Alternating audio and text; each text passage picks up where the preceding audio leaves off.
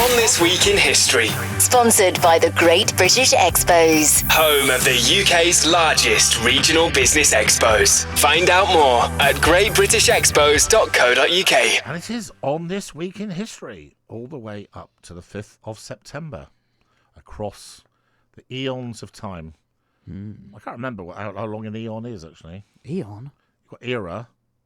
Era is I amount of time, and you're different things. 1 billion years is an eon. Yeah. Wow. Wow. Okay. So, all the way back to 44 BC, which I think was also the year that Julius Caesar first came to Britain, or England more, and found us all a bit scary, and they basically sort of had a bit of a looky and went back. Wasn't yet until the Emperor Claudius in 53 AD. You know. Thanks. Yeah. Education. Anyway, so 44 BC, Cleopatra. In fact, Cleopatra the 7th. So there were 6 Cleopatras before. The Cleopatra I always think of as Elizabeth Taylor playing her, personally. The milk bath. There's a famous story of Cleopatra being brought in to see Julius Caesar inside a carpet. And the servants basically rolled the carpet and out Cleopatra.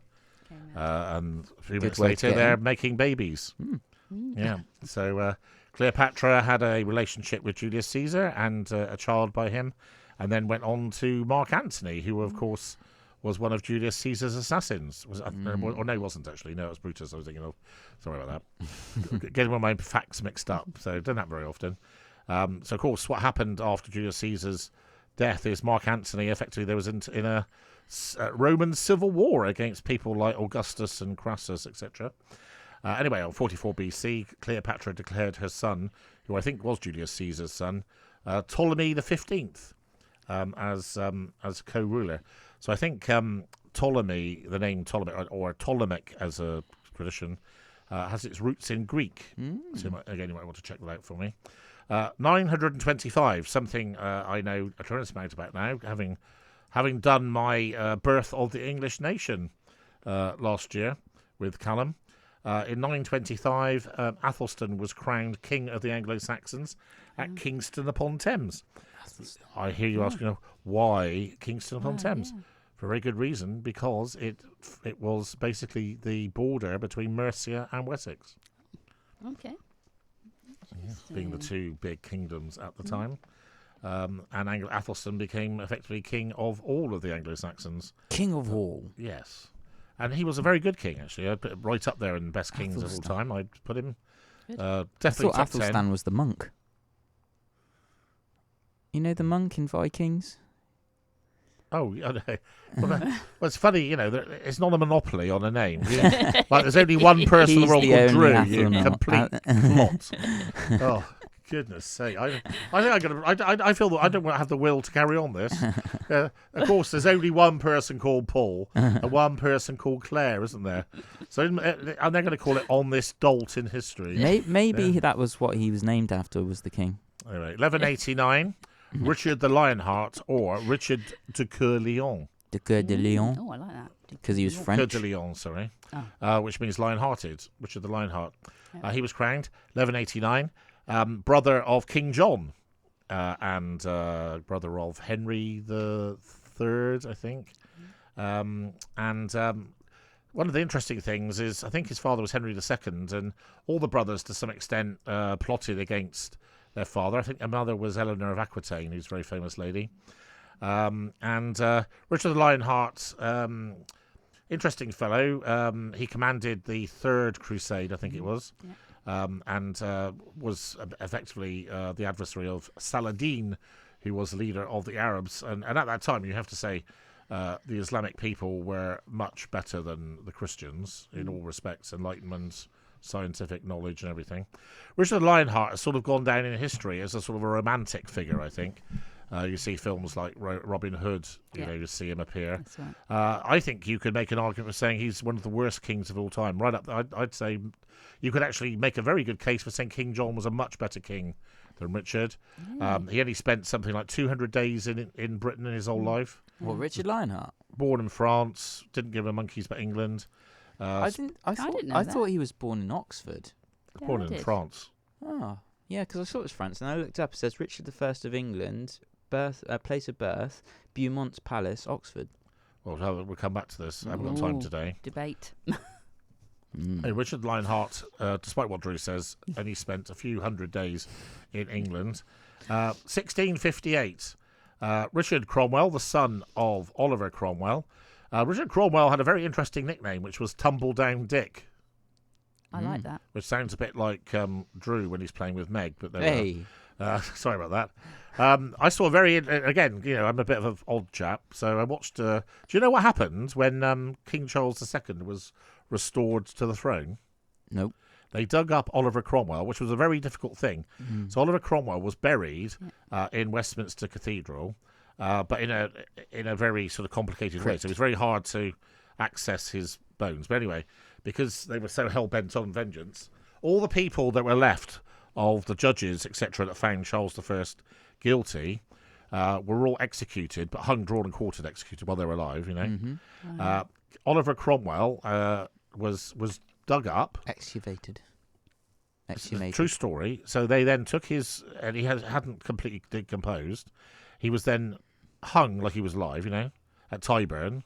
They then cut him down, and then cut off his head with an axe, put his head up on a 20-foot pike, and basically then, basically massacred his body. So there we are. But that was a smelly affair. It Don't was a smelly fancy affair. lunch now. One of the I remember reading about this from people that watch my Friday show with Great British Expos will know that often Alec talks about Paul's love for Ladybird books. Yeah. And I had a Ladybird book on Charles II, and so the 10-year-old Paul would be telling you all about the Great Fire of London in 1666, which of course started in Pudding Lane. Yeah.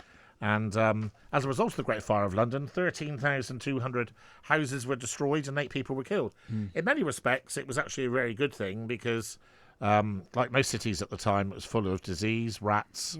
Yeah. People literally peed out the Plague, window, threw yeah. their excrement out all over the place. Wasn't a great place to Also be. a smelly affair. Yeah, thank you. 1698, one of the great kings in history, Peter the Great of Russia, imposed a tax on beards. Nah, I told you about this one before, but not Russia. They also did that in England at some point in history. Anyway, 1774, the First Continental Congress was held, involving 12 of the 13 colonies in Philadelphia, and as a result of this Congress, they voted to adopt a trade embargo against Great Britain. And in the same Congress, they made Philadelphia the first capital, effectively, of America. Now, I'm not expecting a lot from you two here. I don't mean in a nasty way. Would you Drew like and I to? know that. Would you like to tell me what the 13 colonies were? Any ones at all? Go on, Colonies. yeah. What No. now be the states of America? Which ones do you think were there first? Any? 2 even. It's not difficult, is it? That's a city. Chicago's a city. Well, Chicago wouldn't be a place. So just think about if you were sailing a boat from England and you were colonising America. What states would you get to first? And that's probably about right, isn't it? I don't know. Just sat in. I can't New tell you how York. disappointed I am that you couldn't get one. I sat down. I thought this would be an interesting thing to do. I actually got 10 right. Yeah. And actually, to be fair, I think the ones I got wrong were all reasonable for me to think this. But I think they didn't. They became states that were out of subdivided states. You know what I mean? Is Anyway, Alaska a state? No, that's a. certainly not in 1774. Drew and I did really well And in at that geography. time, it was part of Russia. Oh wow. Okay. Anyway, so the colonies were Rhode Island, Massachusetts, New Jersey, New Hampshire, Maryland, Virginia, South Carolina, North Carolina, Pennsylvania, Georgia, New York, Connecticut, and Delaware. I got one right. I said New York. I didn't hear you, Yeah. so I'm not going to give it to you. Oh. 1793, the French Revolution began, the Reign of Terror. One of the probably one of the worst bits of history and humanity. To some extent, ranking with, say, Stalin, I'd say, would be a comparable event. So effectively, you had, basically no one could trust anyone. Everyone turned against themselves. So some of the original leaders, people like Robespierre, etc., who led the rebellion. He himself was guillotined. So it was a reign of terror. Just summed it up. Particularly bad if you were a member of the royal family, and of course Louis and Marie Antoinette famously were guillotined, and of course Marie Antoinette was wrongly accused of saying "let them eat cake," which of course she never did. Anyway, so I hope you enjoyed that wealth of information in the first part, and we have the Isley Brothers, just so I can get my breath back. On this week in history with Outstanding Paul. Thank you. And I've got my breath back. I'm now ready to go again. Having been very disappointed in my chums for their complete lack of knowledge, but there we are. Can't think of any. Can't be. I didn't know about this actually. In the year 1800, Malta surrenders to the British. So I wasn't. I'm going to have to do some research on that. I've been to Malta. Maltese, of course, right up there, and the bravest people of all time. The whole island got the George Cross for their extreme bravery in the Second World War. That's why I'm so brave. They were bombed consecutively for something like 600 days in a row by the Germans, and refused to surrender. Yeah. I proudly have Maltese blood. Absolutely amazing. Yeah, good. I like Maltesers. I like Maltese people. Especially the centre. 1807. This is something you wouldn't know about. You wouldn't think about this. So we, the British, bombed Copenhagen. Right, So we're actually at war with the Danes to stop the Danes from surrendering their fleet to Napoleon. Okay. I see. There's a very good book by, in fact, Bernard Cornwell, a Sharp book, which is based in this period. Sharp's Copenhagen. I don't remember what it's called now. But very good anyway. Sharp in Copenhagen. 1839, the first Opium War in China. First one. So who did China fighting? Who were China fighting? The first Opium Remember, War. we've talked about this many times. Well, the British. Exactly. Yeah. Britain and China, first Opium War. Because you remember, the British basically made hooked them all billions on of heroin. pounds on making the Chinese heroin addicts. No, sorry, Crazy. opium addicts, sorry. Yeah, same, Opium. but different. Is it? Well, heroin comes Drew from knows. opium. I don't know, as I'm not a practiced druggie like you know. Sorry, I'm only joking. I knew that for was those, coming. For those of you in the authorities, I'm only joking. Yeah. Drew has never, Drew ever is taken any substance Herbal. other only. than the very odd If stuff it that grows he in the eats. ground, it's sound as a pound. Yeah. Herbal. So, 1893, Beatrix Potter wrote the very first story of Peter Rabbit. Oh, lovely. I love Peter Rabbit Oh, and I things do. like that. When I was I a do. child, I loved those sort of stories. Yeah, and me. Rattling through now, see, it's interesting, you know, how... so I could Rattling. talk for hours about the treachery of the Americans and what they did, you know. And of course, did you know Haven't that... forgiven yet. So, of course, the war, I think the first war of independence finished in 1783. And then it all kicked off again in 2000. It all kicked off again in 1812. And of course, what happened then is the British sailed up the Hudson, I think it was, The Hudson and River. basically burnt the White House down, as we talked about. Yes. And it's interesting. You know, we talk about a special relationship, which we all know doesn't exist. Sorry to be so cynical. You know, having said that, I'm sure there are many Americans listening to me today. I think people are people. So the fact is, you know, Joe Biden's an idiot, and so is Jeremy Corbyn. You know, one happens to be an American, the other one happens to be British. You know, there's not a sort of premium on where you come from. I think one thing I've learned over the years is people are people. You make great people from the Philippines, Poland, or whatever, and the bad people totally. in the Philippines and Poland. So Great people from Devon. that's the way it is. But you Americans, you are traitors, and I want my country back. So sorry about that. I feel very passionately about it. Whenever I see an American, I'm always telling them how treasonous they are, and then they talk about the land of the free, but You they haven't been to stole America. their country from us. Sorry, You haven't been to America. of course I have. Oh, I thought you said you hadn't been to America then. I misheard you. Mm. Look at me like that. What did There I have been many remotely say that would times. make you think that? I thought you said it. Well, come get your hearing checked. I'm just wasting our valuable time. Listeners, people there sitting there with pens and and you're talking about banal things because you can't hear properly. So, just out of interest, if you paid attention to anything that I said, and you have been on the calls, I obviously worked in California, didn't I? And I was offered a job as vice president. Don't you remember? Never heard me say that? Am I on the naughty step now? Yeah. So I have been to California, And Philadelphia. Florida, Philadelphia. Where else have I been? Bahamas, but that's not America. Is it? Getting on to the other ones now. I have to think where else I've been. Okay. Anyway, so sorry about that. That was the boring part of the show. So something I know a lot about, 1898, the Battle of Omniman. which was the British kicking the asses of the Sudanese under the command of the Mad Mahdi. The Mad Mahdi. Also, in this battle, it was the first time a machine gun was used in battles. The British were the first people to use a machine gun in a battle. Now, again, we're going to find out something that Drew doesn't know. I'm going to say this with absolute confidence, that you have never watched a film about Khartoum with it's on every Christmas just about with Charlton Heston playing General Gordon. No. No, I knew that was certainly. Have you seen it? No, what's it called? I can't remember now. What's it called, Drew? I think it might be called Khartoum, but it's about Charlton Heston plays General Gordon. Anyway, so the whole thing is basically Khartoum is at the confluence of the Blue Nile and the White Nile, and they're basically besieged by the Mad Mahdi's army for weeks and weeks and weeks. Basically, General Gordon is not particularly flavour of the month back in Horse Guards, whatever you call it in England. And so despite the fact the public wants the British Army to relieve Gordon, the powers that be are very reluctant to do so. And effectively, before the British relief force can get to Khartoum, the Mahdi successfully breaks into the city, and Gordon himself is killed with a lance through basically. It's in the film, isn't it? 1966 film, that is, isn't it? Yeah. What's it called? Gordon of Khartoum. It's called Khartoum. Yeah. I haven't seen that. Written That's by weird. Robert Audrey and directed by Basil Dearden. I've seen that Stars film Charlie again. Heston. You would not be surprised to hear I've watched that film about 40 times. Many times. And of course, so what happened is basically Khartoum fell, Gordon was killed, and then the force under Kitchener. So again, I'm pretty confident neither of these two will know this.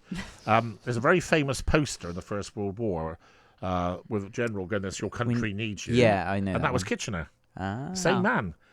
So he was the general at Omniman, basically. And also, do you know, have a guess, a very famous person who was also at Omniman.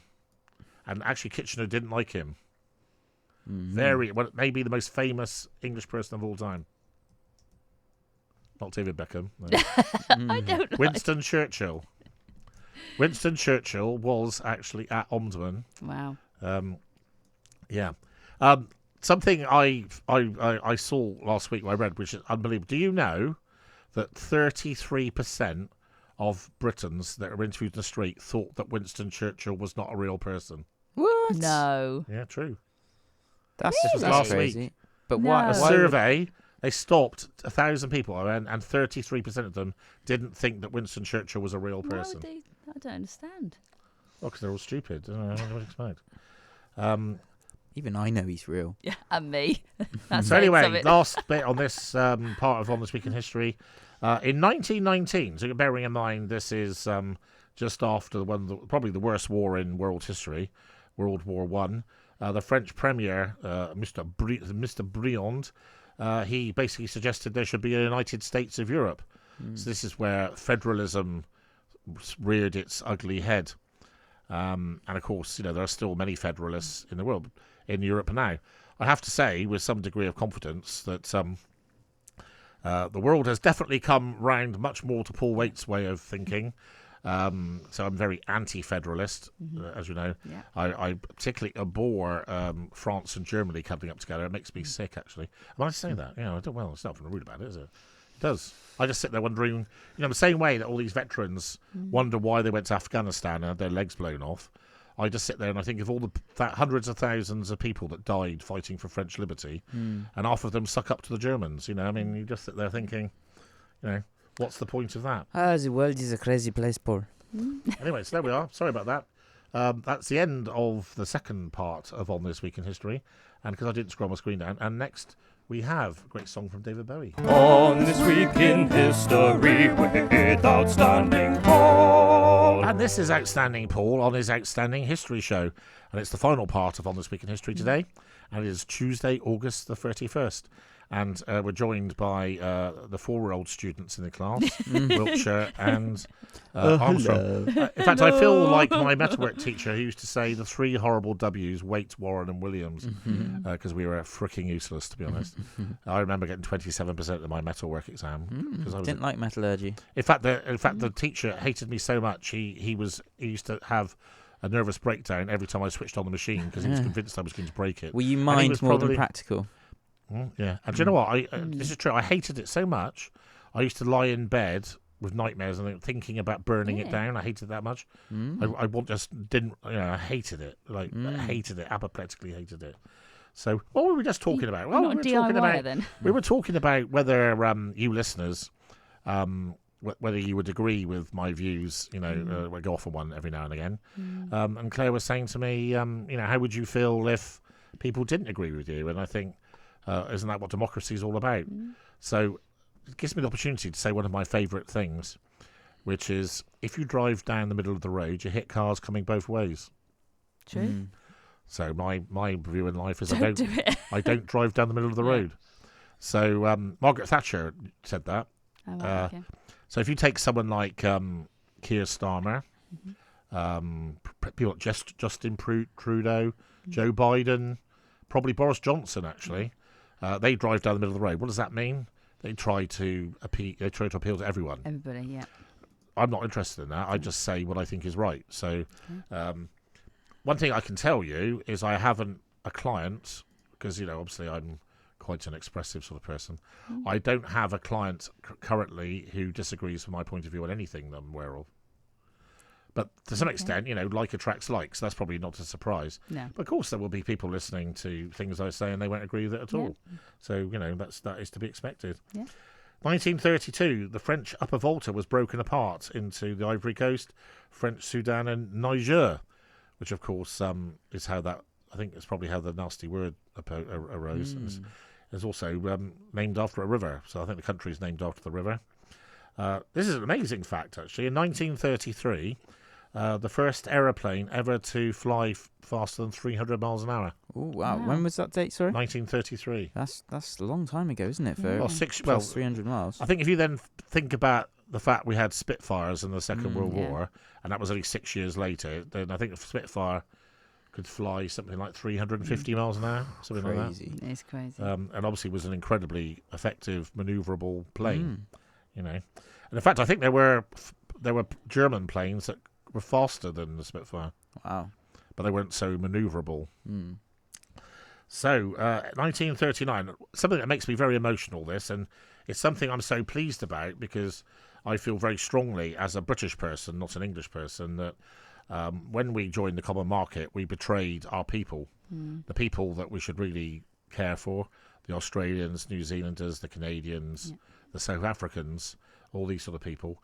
And I'm reminded of that wherever I go, but none more so than in 1939, where the Prime Minister of New Zealand, Michael Joseph Savage, having been told that Britain had just declared war on Germany, he said, "Where she goes, we go. Where she stands, we stand."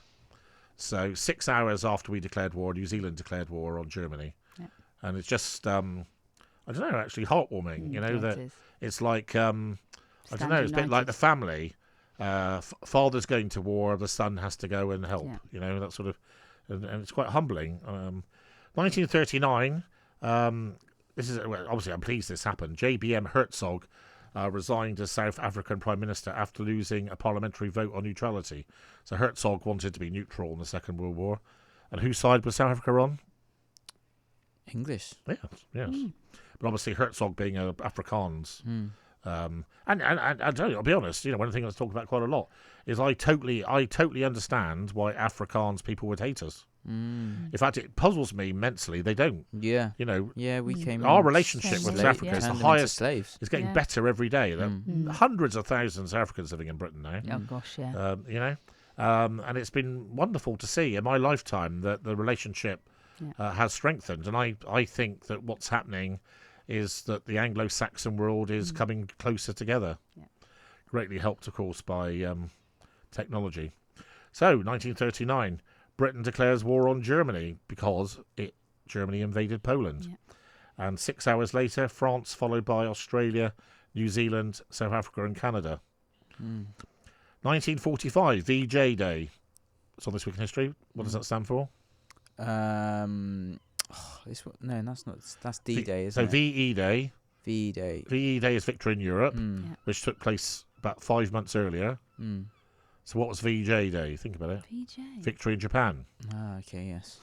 So obviously Japanese carried on. So it must have been quite awful at the time. So the war with Germany ended, and then we carried on having to fight Japan for another 5 months, whatever it was. And of course, the little tenacious whatever's refused to give in, and despite the fact we kept threatening them, all the Americans did.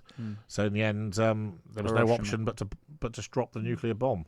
And in fact, I think I'm right in saying that they didn't even give up after the first one. Really? So we had to drop the second one before they actually gave up, which is shocking, really, in terms of what it says about how they feel about their people. So again, Mr. Film here, Mr. Paul. So a film I've probably seen, I'd say, this is saying a lot because obviously I'm OCD and I watch many films many times. I've watched this film as often as nearly any film I could think of. Probably the film I've watched the most would be maybe Forrest Gump. But I've watched Ghandi. Would like to say Similar amount. no, not as much because it's harder to watch, isn't it? But I just, as you know, Ghandi is my hero in history. I get quite annoyed now because he gets trashed a lot about being a paedophile and things, and people say, he had relations with younger women and all that, and I just find it very distasteful when people's memories are rubbished so long after his death, and I'm sure if if I watched everything you did in a day, Drew, I don't mean, you know what I mean? If I knew everything, like I'm sure you said things or thought things which are very bad about me, right? At some point in your life, but you didn't say it. Do you know what I mean? What I mean is, if you had that total knowledge, you could rubbish anybody. If you knew everything. So, as far as I'm concerned, this is a man that had immense values, self-control, never resorted to violence, and I commend you, sir. So, following obviously the assassination of Ghandi,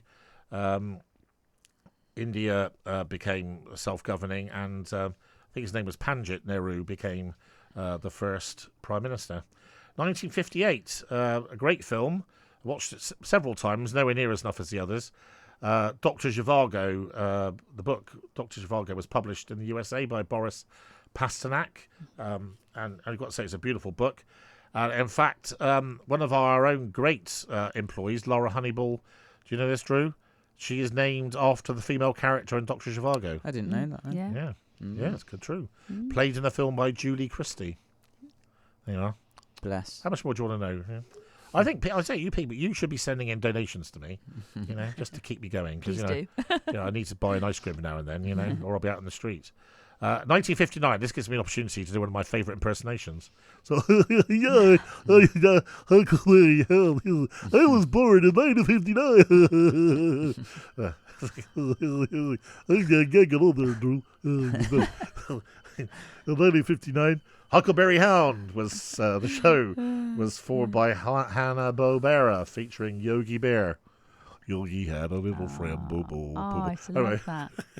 Sorry about that. So I do enjoy doing my Huckleberry Hound.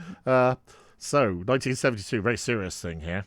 11 Israeli athletes were taken hostage by the Black September group at the Munich Olympic Games, and of course they were dreadfully killed. We won't go into all the things they did to them. Emasculated. And of course, again, I'm confident in saying this, another film I know that Drew won't have seen. It's a brilliant film called Munich, and it stars Daniel Craig, Eric Bana, I'm trying to think, Kieran Hines, Liv Schreiber, and there's a particularly good scene where they kill the honey trap woman that killed Kieran Hines. And she says, "What a waste." She's naked, and they shoot her in the chest, and I felt sorry for her pussy that was left alone. Of course, that was quite funny, wasn't it? Anyway, do watch Munich. It's a brilliant film. I think, in fact, it's actually Steven Spielberg. Yeah, it's a Steven Spielberg film. 1975, the Sinai Interim Agreement relating to the Arab-Israeli conflict is signed. One thing I've been doing a lot of recently, which is, again, I was very reflective of what a sad life I have. I've been watching documentaries on various wars that Israel has been involved in, notably 48, 67 and 73. And you have to say, beyond all doubt, outstanding military achievement of any country over that period, Israel wins hands down. So when you consider in 1948, Drew, Israel, as a newly born state, was fighting against Egypt, Lebanon, Syria, Jordan, all on its own, and they won. Whoa. That's crazy. Not only did they win, but they expanded their territory by something like 40%. So, and then, of course, you have the famous Six-Day War, which is just even more incredible. So just great example of how brilliant leadership and planning and strategy can overcome against great numbers. And finally, something that means something to me. I just took it away, so I couldn't see what the date was. In 1995, Xena Warrior Princess debut. This is a series, along with Hercules, that meant an awful lot to me and Callum at the time. I remember it was like we thought that we won the pools, because suddenly, Sky had these wonderful, and we just loved them. I don't know if you remember coming to our house and watching Xena. Totally, It's just wonderful. Anyway, good fun. So, talked for a lot there, but I hope you enjoyed that. Thank you. Do keep your comments coming on how much you enjoy on This Week in History. I have promised to write a book, and it will come.